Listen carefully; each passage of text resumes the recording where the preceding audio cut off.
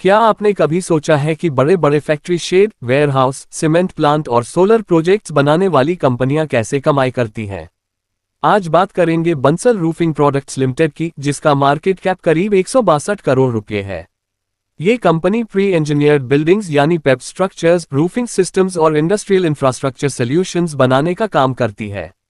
सरल भाषा में कहें तो जब किसी कंपनी को फैक्ट्री, गोदाम, सीमेंट प्लांट, ऑटोमोबाइल शोरूम या इंडस्ट्रियल शेड बनाना होता है, तो बंसल रूफिंग उसके लिए स्टील स्ट्रक्चर और रूफिंग सॉल्यूशंस उपलब्ध कराती है।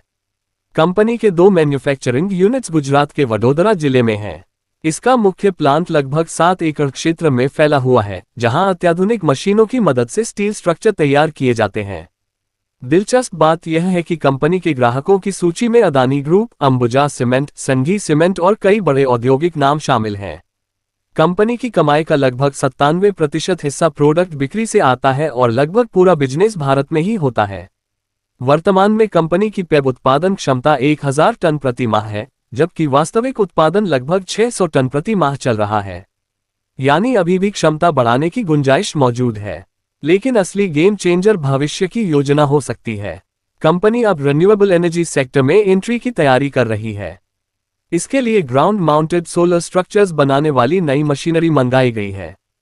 प्रबंधन का अनुमान है कि यह नया बिजनेस हर महीने लगभग 5 करोड़ रुपए तक अतिरिक्त रेवेन्यू जोड़ सकता है। इसके अलावा company sandwich PUF panel manufacturing line लगाने पर भी विचार कर रही है, जिससे भविष्य में 120 से 150 करोड़ रुपए तक का सालाना रेवेन्यू जुड़ सकता है।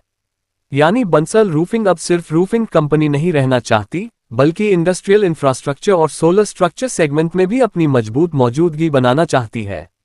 अब सवाल यह है कि क्या बढ़ती इंडस्ट्रियल और सोलर इंफ्रास्ट्रक्चर डिमांड इस छोटी कंपनी के लिए बड़े अवसर पैदा कर सकती है?